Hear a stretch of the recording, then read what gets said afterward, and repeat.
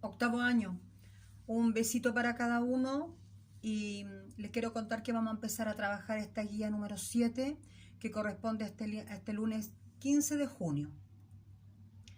Vamos a analizar narraciones leídas considerando narrador, personajes, acciones, tiempo, ambiente y espacio.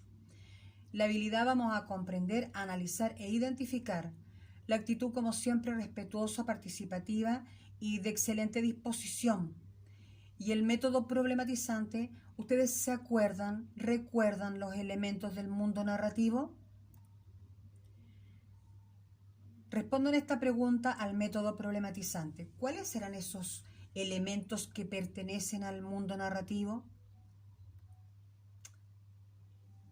Miren, lean atentamente y comprensivamente las definiciones de cada uno de los elementos del mundo narrativo, que eso siempre lo hemos hablado en clase, ¿no es cierto? Estos elementos del mundo narrativo son como los ingredientes de una comida. No se puede realizar, no se puede escribir un texto narrativo si falta alguno de estos elementos. Entonces, nos acordamos que los elementos del mundo narrativo son narrador, personaje, acciones, tiempo, ambiente y espacio. En la guía están las definiciones de cada uno de estos elementos que después vamos a aplicar.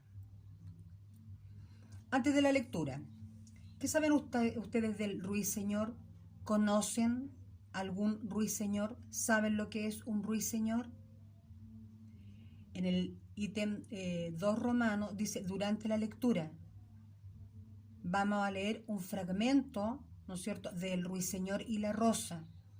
Vamos a aplicar en este fragmento las estrategias de comprensión lectora. Vocabulario, subrayar, releer, etcétera. Todo aquello que nos ayude a tener una excelente comprensión lectora. Ahora a leer El ruiseñor y la rosa, de Oscar Wilde. En el ítem 3, que es después de la lectura, vamos a identificar la alternativa exacta según corresponda.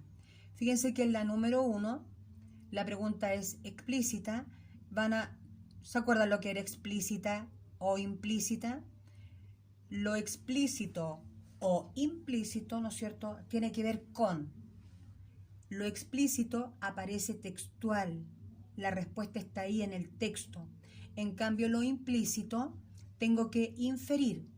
Entonces la pregunta número 1, como es explícita, aparece ahí en el texto. Me están pidiendo que identifique el tipo de narrador. Si ustedes se fijan en la guía, hay 2 palabras nuevas, porque el resto lo conocemos. Dice que los narradores se clasifican en 2 categorías.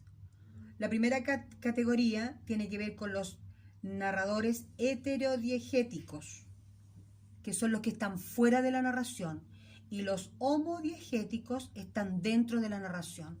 Eso es como lo único nuevo, porque nosotros sabemos lo que es el narrador omnisciente, conocemos el narrador objetivo, que están fuera. Conocemos también el narrador testigo y sabemos quién es el narrador protagonista, que son estos narradores que están dentro del relato. La pregunta número 2, ¿no es cierto?, es explícita, hay que identificar figuras literarias. La 3 es implícita, debo inferir. La 4 implícita, debo inferir. Y la número 5 es explícita, porque tengo que aplicar la definición de forma narrativa. ¿Cuál es la forma narrativa? ¿Cuáles son las formas narrativas? Son directa e indirecta. En la directa, ¿por qué es directa? Porque aquí nosotros nos enteramos que los acontecimientos, ¿no es cierto?, los sabemos a partir de quién o de quiénes, de los personajes. Cuando la forma es indirecta es porque los acontecimientos, ¿no es cierto?, los sabemos por el narrador. Esa es la diferencia. Y en la número 6, explícita, también hay que identificar figuras literarias y forma narrativa. En la número 7, implícita, hay que inferir. Y el ítem número 4, ¿qué vamos a hacer en el ítem número 4?